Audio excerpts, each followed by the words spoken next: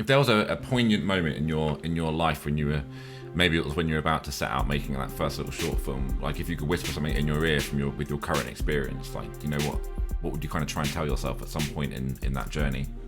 Say from that first shoot I saw you on, I would say, we've got the diffusers on backwards. Alright, dude, that's funny. Perfect. Hello, and welcome to this week's episode of A Creative Truth. I'm Benjamin Simons, composer, up-and-coming Twitch streamer, and very nervy horror watcher. And I'm Sophie Berry, aspiring author and part-time goth. We're a podcast by creatives, for creatives and aspiring creatives, and everyone in between. Each week we invite one of our friends or friendly acquaintances to join us and have a chat about the harsh reality of breaking into their industry. This week we're joined by my very good friend, Richard Oakes. You may know him as a director, sought-after DOP, director of photography, editor, and one half of the duo that makes up Dark Fable Media that make ridiculous, kind of educational videos on YouTube, and although he wouldn't say it about himself, super nifty VFX artist.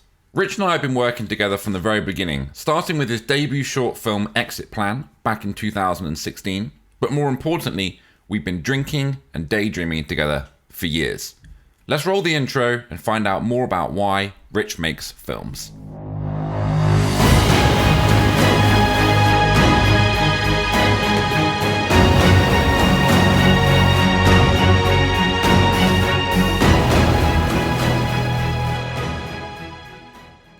Richard, thank you for joining us. Obviously, you're a very busy man, what with your debut feature film Hosts coming out shortly. How are you doing? Yeah, really good, really good. Tired, but good. How are you? We're very well, aren't we? We're very well. A little bit hungover today, but that's all right. Yeah, it's fine. That's Good. what adults do. Yeah. Well, we want to have a bit of a chat with you. We want to talk about your creative journey and your introduction into this world and how you've carved your path through this industry. So if you're ready, we'll get started, sir. First of all, where did you grow up and what was it like? I was born in Dubai in 1984. Mm-hmm. My dad had a job out there, so we lived out there for 4 years and just played around in the desert and stuff. It wasn't the grandiosa that it is now. It was just a desert with some houses. They're all gone now. I don't think we can find where we used to live because it's all plazas now, isn't it? Oh, really? mad. They've actually built on top of where you were growing up? Yeah, the whole town was removed basically, and then they built skyscrapers instead. Wow. Jeez. So where we lived was kind of Jumeirah Beach, which is like the big hub now, I think. Then we moved to Wales to a farm, and lived with the sheep. What a contrast between living in Dubai and then the hills. heading to the green, the green hills of Wales. Yeah, it was a contrast. So we're going from 40-degree heat to rain and cold. And we were a bit miserable for a while going, why did you bring us here? So what was your first job? Do you remember it? First job, I think my first job was I worked in a golf hut. And I just had this little hut on a golf course. And when people came, I gave them, and they paid. I was the pay booth. I'd take their money, give them a bag of golf balls and a bag of animal feed. What? And that was my job. Because it was where does the a animal golf feed? course / farm to feed the animals. How weird, but cool actually. I quite like that idea. Yeah, they don't seem like they should really go hand in hand. Yeah, I mean, yeah, so this sounds quite treacherous for the animals. Watch out for the livestock with your golf balls. So, when during this time did you think you first realised you had a creative itch that you were looking to explore?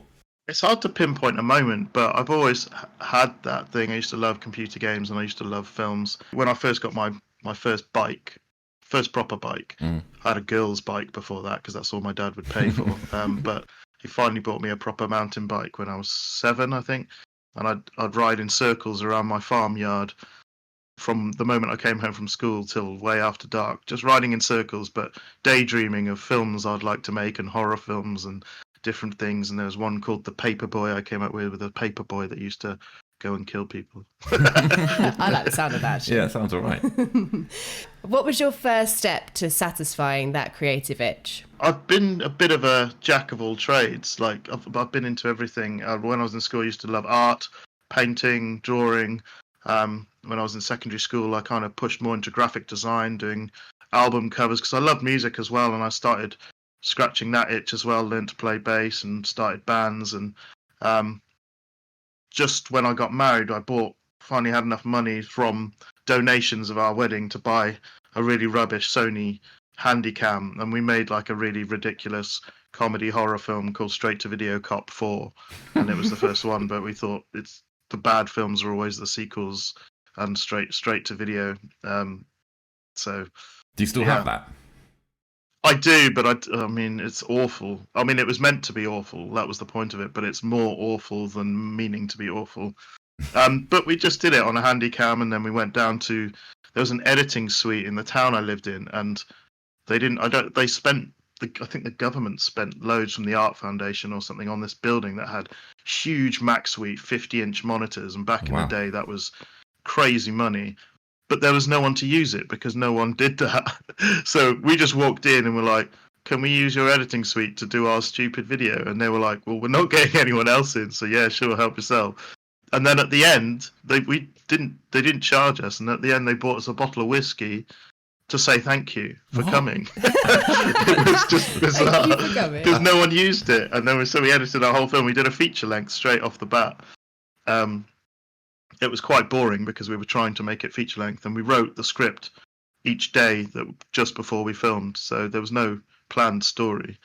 And every day we came up with the script for that day. That's so funny. I quite like that. Yeah. It was a good laugh. Yeah, it was a good laugh. So when was the moment you think that you realised this could be something that you could actually do for a job? I went into music. I kind of went full bore into music. I did a degree in music production. I like producing on my computer. I used to get the game Music 2000, and that was the only way I could afford to produce. And I would kind of broke it in a little way. Like it's meant to be used with all its inbuilt samples, but it came with a mic so that you could sing on top. But I ended up just recording everything into it. But the problem was you couldn't hear anything that you've recorded. You just had a click. So we had to just know what we were doing and play to a click and then drop it in and line it up. And it was we went so far beyond what it was meant to do that we were recording full albums into it. But you had to do it in one hit. You couldn't fit the songs on a single memory card because of the amount of data that we were putting into it. So it either crashed or you finished the song and just recorded it out of the jack. And that's how I produced for a couple of years. And then off the back of the music I did on Music 2000, I got into a degree on music production. Learned that. I barely went. I just kind of just did it for the qualifications. And I remember I was in class and I didn't know anyone in my class. I was there for 3 years and didn't get to know anyone. Oh man, I was a bit of a reclusive. But I remember people would look at me like he's rubbish. He never turns up. All this, but I'd just be off recording my own stuff at home. I used the grant to buy a Mac and all the Logic and that, and then I'd come in and my teacher would be like, "Where have you been? You haven't been in for months." And I'd be like, I just recorded an album," and handed it to him, and he turned to the rest of the class and went, "That's how all of you should be." And I just remember their faces so angry because they're like, "I've turned up every day. This guy's a joke," and then I'd just turn up with an album. They're like, "That's the type of person that's going to go far because they're actually doing what they're trying to do." Exactly. They've all been there sat learning how to produce an album. You've just produced an album because why not? So then after the degree, we went back to Wales. I got married just beforehand. We went back to Wales and we started building a music studio at my dad's farm, and it kind of didn't work out well. There's no real clients in Wales and stuff, and I ended up falling out of love with it. It was just so stressful, and I think the degree kind of killed my joy of it because it's so formulaic, and I'd do something, they're like, "No, you can't do it like that. You have to follow this process." And I'm like, I can follow whatever process I want. At the time, Gillen, again, our producer from Host, he saw that these Canons had come out that could shoot video at a really good quality and get shallow depth of field and stuff, and it was such a massive step above the handy cams that you're used to getting from Argos and that, but it was around a similar price, and you could buy separate lenses, and it was a massive step towards the more professional area. And at that point, I also came into some inheritance, so I thought, I'm going to buy one of them. I'm going to buy a green screen and a copy of After Effects. I entered a competition to make a short film, and So I just wanted to do it all green screen and learn. And I spent a few months putting that together. And then I entered it into the competition. And I got to like the final 3. And then they actually phoned me up and said, "Oh, we love what you did, but we want to tell you why you haven't won, because we think you deserve an explanation because it's really good." And they said it's just a bit controversial for That sounds That like doesn't you. surprise me, yeah. what the competition is. So we kind of feel like it won't really work going if you won it. And I was like, fair enough. But it just the fact of this is my first attempt at film again, That's very and cool. I got that close. I was like, do you know what? I'm gonna pursue this. And I was like, I'll do weddings, but I'll do music videos on the side to scratch the creative itch. The music videos just shot off, and the weddings just fell apart. My first video was a green screen again of this band on top of a Mayan pyramid, and it was so hard to make, and everything was made not how it should be, which is kind of what Gil always says to me. You basically take the things that shouldn't be used to do that and make stuff with it that shouldn't be done that way. But it always ends up kind of good, if you know what I mean. Yeah. So I put this video together, and it took me about 2 months to put together, and I charged them £200. Jeez. And but I just wanted to prove I could do it. Yeah. And then off the back of that, I just bought loads of copies of Kerrang, and every single band in there, whether it was the small ones in the little ads at the back or check out my album and stuff, to the big ones, I just Facebook spammed them with this video I'd done on the green screen. And most of the time I got like, no, we're not interested, sorry. But then I got a few people go, yeah, that looks good. So I got to shoot 3 videos off the back of that. And one of them was on Universal Records. Nice. Which was really cool to just go amazing. from this idea of some mates shot at your dad's farm on a green screen to your next video being for Universal Records doing a similar thing. And it kind of went from there through word of mouth and people seeing what I've done and then passing it on. And then by the time a year was through, I didn't bother spamming anyone anymore. It was, or even advertising, because people just saw other videos and came to me. Do you know what I mean? And it kind of grew from there. So how did that then transition back into your interest in actual film, as opposed to, like, obviously music videos was sort of taking care of itself at that stage? Why did you start to choose to make films again?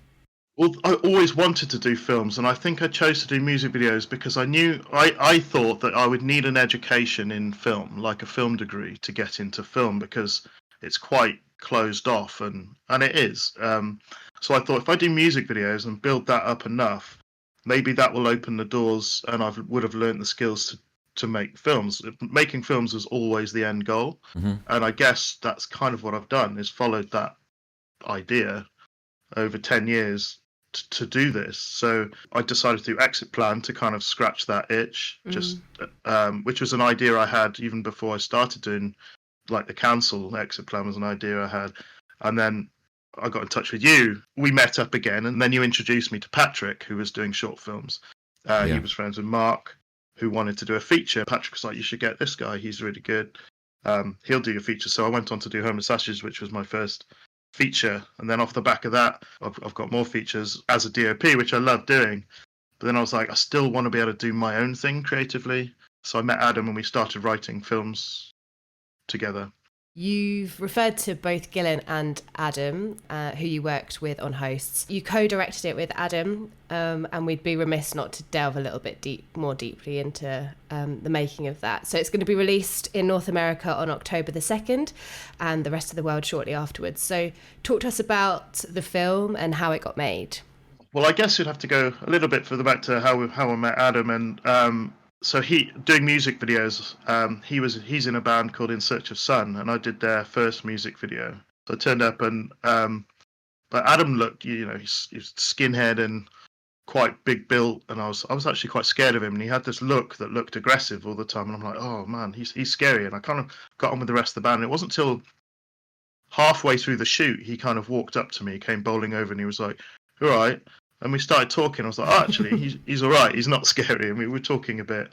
And then I did the video like I do other people's videos, and I went home and delivered it. And then I was writing this exit plan and putting ads out of, this is what I'm going to be doing. I'm looking for actors. And Adam messaged me and he was like, I don't know if you're open to this, but I'd love to have a go at acting. It's my lifelong dream to be involved in films. I used to make little films as a kid and stuff. And he said, I know I've done music, but doing film would be a massive passion of mine. Would you give me a chance at acting? And I was like, yeah, come along to the audition.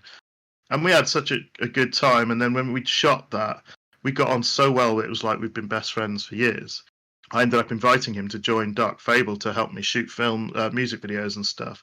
And in that time, we were like, should we write a film? So we ended up writing a film, and we just got into it that way. And then we started a YouTube channel together, and we were doing that. And we were like, let's make a film. We'd been trying to get funding for this film for a while through the normal means of finding investors and stuff. And we were like, why don't we do what other people are doing, which is crowdfunding? But let's do it differently. Let's do it through YouTube, and let's reach out to the people that enjoy what we make and see if they're interested in helping us out. And they were, and we ended up getting the whole budget together, and then me and Adam kind of just went full bore into it, and we were in, you know, every step of the way, you know, building the set, like decorating and hands-on with everything. We love being hands-on, so kind of how it went. Crowdfunding is something that we see a lot of at the moment, but the way that you did it was actually very unique. Would you be happy to talk about what you were actually offering in exchange of that? We thought we'd do things different because we like everyone involved to be treated fairly and to be rewarded, I guess, for helping out. You know, a lot of the crowdfunds are just give us money and we'll put your name in the credits or whatever. And we're like, I don't really like that. I want people to feel part of it. Why don't we offer them that same opportunity of becoming an investor? So it was, if you offer over a certain amount of money, then you become an investor, and you will be paid when we get paid for making the film. So if we sell the film, and however much it makes, you will get a percentage back of that. So it's an investment. And we wanted to offer that rather than just taking money and going, thank you very much, bye-bye. And any money that we make off of it, we keep and leave them, you know, left with nothing. Do you know what I mean? I think that's a bit of a strange way to do things. And I felt that wasn't right. And we wanted to give back, I guess, to the people that made our dream a reality. Obviously, when you were working with bands and you're making music videos, that was initially a huge part of what kept sort of you as a freelance creative going as a business while you were pursuing your other creative exploits. How important do you think it is as a creative to have that goal in mind of what you want to be doing long term, but also being able to be diverse with what you're offering while trying to maintain it in a creative world? Markiplier said something really interesting, the YouTuber, and he said he set this goal in his head of getting, I can't remember how many it was, 100 million subscribers, and that was his goal. And he headed for that, and he was just gaining and gaining, and he said he was on such a high, and it was such an adventure. Life was amazing. He was heading towards this goal, and every year he was just building towards it, and it was so exciting. And then he hit it, and he said he had a breakdown, and he cried because he'd achieved it, and there was nothing left. Not to this extent, but he was basically saying there's nothing left to live for now. Yeah, I've achieved my life goal, and now I'm done. And I think I heard a similar thing of people who went to the moon. They were like, after that, what's the point in doing anything? Because you've achieved the greatest thing you could possibly ever do.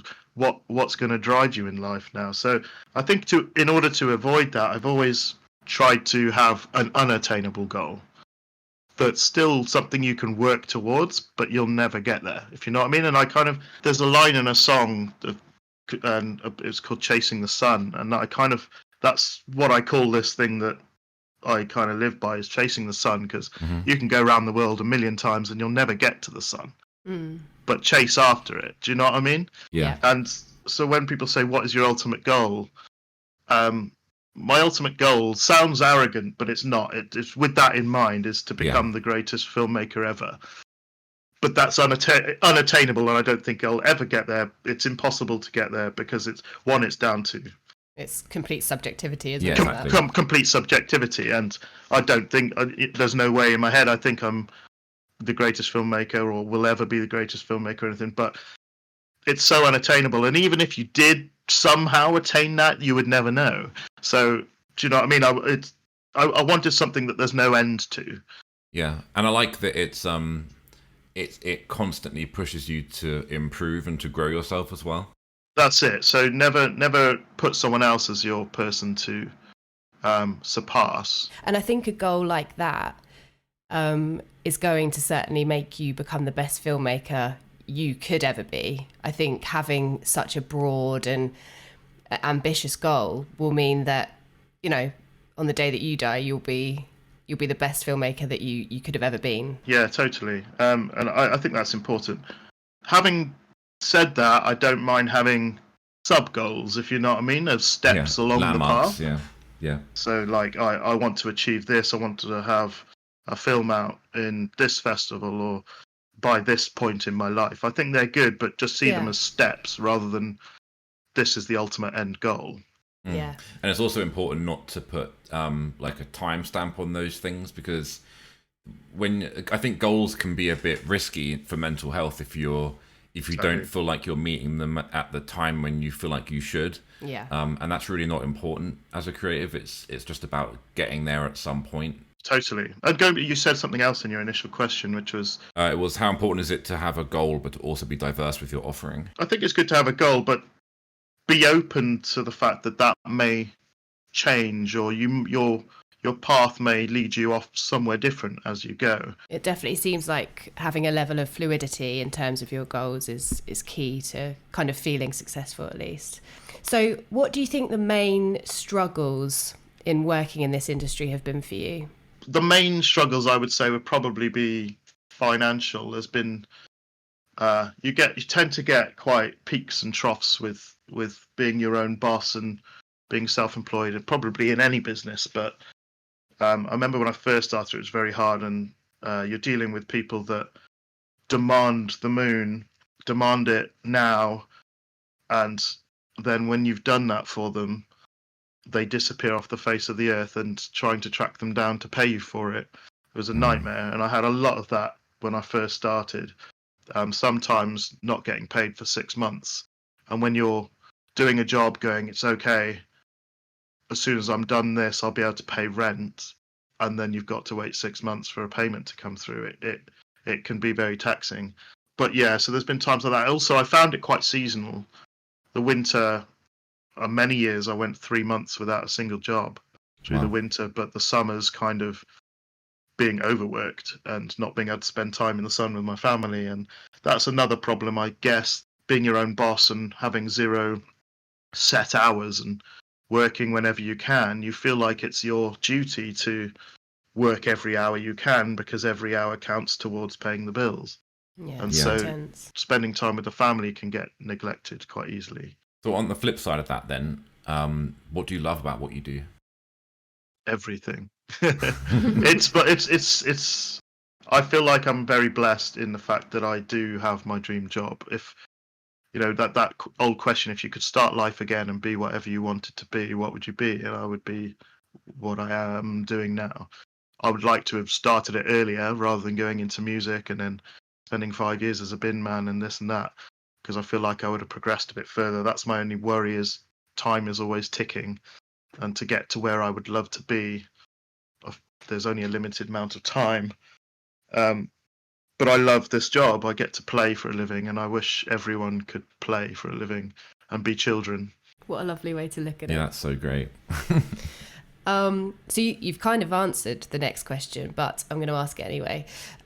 You said that in any reality you would have your job, but if you didn't have that as an option, what would you be doing with yourself? Depends, am I the same person? I would love to be more talented at music. I love music and I love doing it, but I don't feel like I'm good enough. Like, I haven't got a particularly good voice. I'm not particularly good at instruments, because I'm not very good at rehearsing as well. I would love to be in a band and stuff. I used to be in a band. That's one avenue. The other option, if it was completely thing, I'd like to make computer games, but it's basically anything creative. Yeah. I love anything creative, either painting or drawing or graphic design, and I just enjoy all of that. Yeah. The man with many hats. I know. Yeah, and that's such an important thing, I think. I've always tried to, if I've ever felt like I want to give something a go, then I've just given it a go. Like, I remember a few years ago just going and buying some paints and a canvas and just doing some painting, because I was like, well, why not? Like, maybe I'm good at this. You don't know unless you try. So why not just have a crack at something for a bit? And if it's not something you particularly love, then at least you know you tried, and now you'll never have to ask that question again. What's your definition of a successful life? I guess, to be honest, I could say, world peace. Or... No. Just for you. An honest answer would be, for me, I guess my goal is not masses of riches. I would like to be able to live without worry. Mm-hmm. So I would like to be able to have enough finances coming in that I could buy a house. I don't own a house, because rent every month is always a looming stress, and can stress out the family or your relationship. If I haven't got enough work in to pay the rent, then I feel bad. And I'd like to be able to take the family on holiday somewhere nice every year and have a car that works. And that's about as much as I'd like from a comfortable life as far as financially. Yeah. I'd be happy with that. But I think a successful life is someone that is happy, I guess. And I think happiness comes from your friends and your family. And that's where I get my true joy. That's where I have the most fun with what I'm doing, is actually filming with my friends and just having fun. We're just playing as kids. And that's where I get my happiness from. Yeah. That's lovely. Couldn't agree more. And it's important, isn't it, that the appearance of someone being successful doesn't equate to that person being or living a happy life. No. So final question, Rich. What advice would you give your younger self? Pick up a camera, but so I could start earlier. That's my one, I guess, regret, is not starting it early enough.